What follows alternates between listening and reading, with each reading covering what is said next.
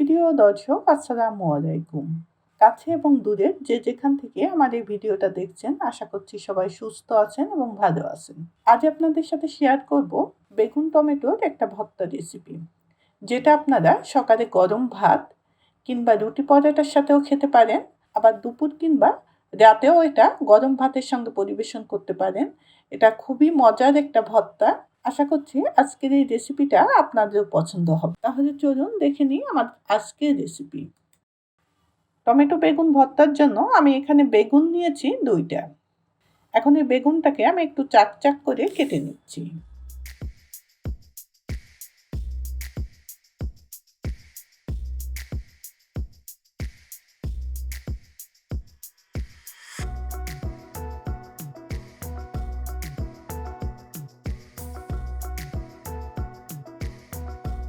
সবগুলো বেগুনই আমি কেটে নিয়েছি। এবার এটাকে আমি সঙ্গে সঙ্গে পানির ভেতরে ভিজিয়ে রাখছি, তা নাহলে বেগুনটা আবার কালো হয়ে যাবে।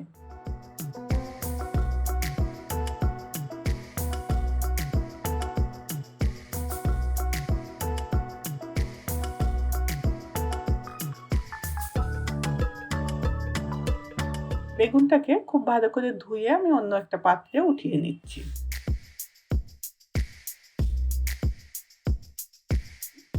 আর এদিকে আমি মিডিয়াম সাইজের 2টা টমেটো নিয়েছি।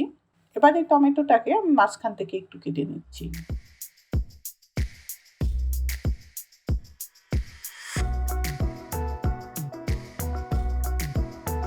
এবারে বেগুনটাকে আমি একটু ভেজে নেব। এর জন্য আমি এর ভেতরে লবণ দিয়ে দিচ্ছি 1/2 চা চামচ। শুকনো মরিচের পাউডার দিচ্ছি 1/2 চা চামচ থেকে একটু কম। হলুদের পাউডারও দিচ্ছি 1/2 চা চামচ থেকে একটু কম। এখন এই লবণ, হলুদ এবং মরিচটা দিয়ে আমি বেগুনটাকে খুব ভালোভাবে একটু মেখে নিচ্ছি।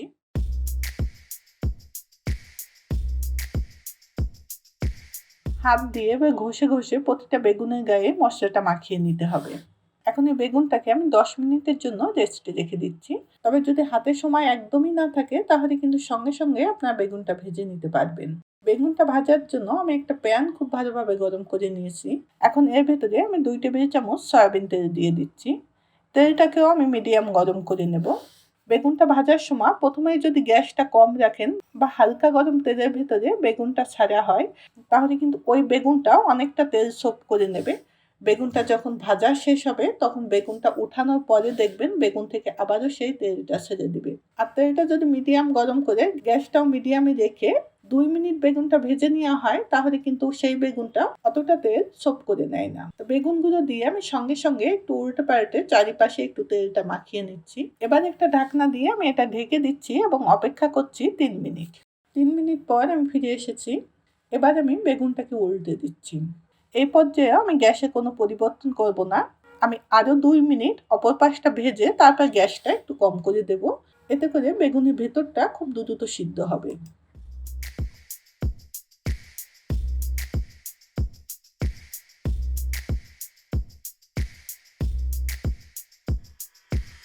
2 মিনিট পর আমি ফিরে এসেছি। এখন বেগুনটা আমি আবারও একটু উল্টে দিচ্ছি।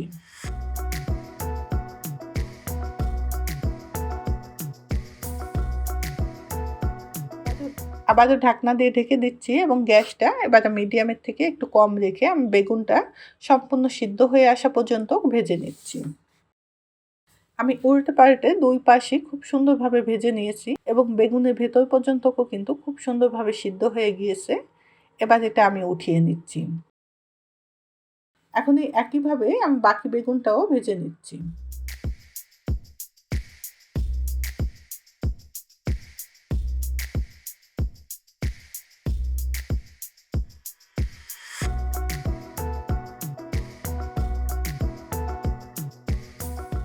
সবগুলো বেগুনই আমার ভাজা হয়ে গিয়েছে। এখন এটা আমি উঠিয়ে নিচ্ছি। বেগুনটা উঠিয়ে নিয়ে আমি এর ভেতরে আরও 1 টেবিল চামচ সয়াবিন তেল দিয়ে দিচ্ছি। তেলটা দিয়ে এবার আমি এর ভেতরে টমেটোটা দিয়ে দিচ্ছি। তার সঙ্গে আমি মিডিয়াম সাইজের 2টা রসুন এর ভেতরে দিয়ে দিচ্ছি। দেখতেই পাচ্ছেন রসুনের কোয়াটা আমি একটু উঠিয়ে নিয়েছি। আর তার সঙ্গে আমি কয়েকটা কাঁচামরিচও দিয়ে দিচ্ছি। আর মরিচটাকে আমি একটু ছিদ্র করে দিচ্ছি। এতে করে মরিচটা কিন্তু আর ফেটে যাবে না। অনেক সময় দেখা যায় গোটা মরিচ যদি এভাবে ভাজা হয় তাহলে কিন্তু এটা ফেটে আবার গায়ে লাগার সম্ভাবনা থাকে। তাই একটু যদি মরিচটাকে এভাবে একটু ছিদ্র করে দেওয়া হয় তাহলে কিন্তু এটা ফেটে যাওয়ার কোনো ভয় থাকবে না। গ্যাসটা মিডিয়ামের থেকেও একটু কম রেখে টমেটো, মরিচ এবং রসুনটা সিদ্ধ হয়ে আসা পর্যন্ত আমি এভাবে একটু ভেজে নিচ্ছি। ৩-৪ মিনিট সময় ধরে আমি এগুলো ভেজে নিয়েছি। এখন কিন্তু টমেটো, মরিচ এবং রসুন সবকিছুই কিন্তু খুব সুন্দরভাবে সিদ্ধ হয়ে গিয়েছে। এবার এটা আমি উঠিয়ে নিচ্ছি। এটা উঠিয়ে একটু ঠান্ডা হয়ে আসা পর্যন্ত আমি অপেক্ষা করছি। একেবারেই ঠান্ডা করা যাবে না, হাত দিয়ে ধরা যায় এরকম অবস্থায় আসলে আমি ভর্তাটা করে নেব। একটু ঠান্ডা হলে বেগুনটা নিয়ে আমি ফিরে এসেছি। এখন টমেটো উপরে খোসাটা উঠিয়ে আমি ফেলে দিচ্ছি।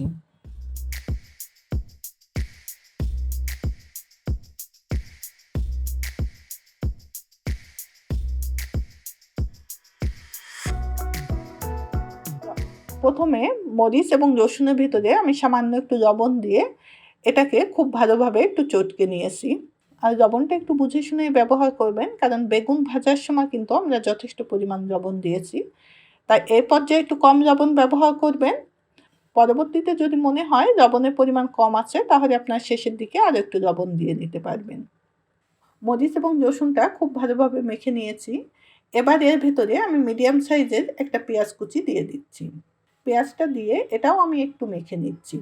আর যদি কেউ ভর্তাটা অনেক সময় পর্যন্ত রাখতে চান তাহলে এখানে রসুন এবং মরিচের সঙ্গে পেঁয়াজটাকেও হালকা একটু ভেজে নেবেন। এতে করে ভর্তাটা যদি আপনার অনেক সময় ধরে রেখে দেন তাতেও কিন্তু কাঁচা পেঁয়াজের কোনো প্রকার গন্ধ বের হবে না। খুব ভালো করে এটা মেখে নিয়েছি। এবার এর ভেতরে আমি ১ টেবিল চামচের মতো ধনেপাতা কুচি দিয়ে দিচ্ছি। তবে কেউ চাইলে এটা স্কিপ করতে পারেন। ধনেপাতা বাদেও কিন্তু এটা খেতে খুবই মজা হয়। আর তার সঙ্গে আমি ১ চা চামচ সরিষার তেল ব্যবহার করছি। তবে কেউ চাইলে সরিষার তেল বাদেও কিন্তু এই ভর্তাটা করে নিতে পারবেন।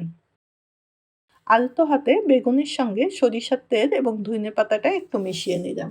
এখন ভর্তাটা কিন্তু আমাদের সম্পূর্ণ রেডি। এটা আপনারা গরম ভাত, রুটি কিংবা পরোটার সঙ্গেও পরিবেশন করতে পারেন। যারা ভর্তা পছন্দ করেন তাদের কাছে তো দারুণ হবে আমার আজকের এই ভর্তার রেসিপিটা। রেসিপি পছন্দ হলে ভিডিওতে একটা লাইক দিয়ে আমাদের সাথেই থাকবেন এবং কমেন্টের মাধ্যমে আপনারা আপনাদের মতামত জানাতে পারেন আমাদেরকে। ধন্যবাদ এত সময় আমাদের সঙ্গে থাকার জন্য। আবারও দেখা হবে নতুন কোনো রেসিপির সঙ্গে।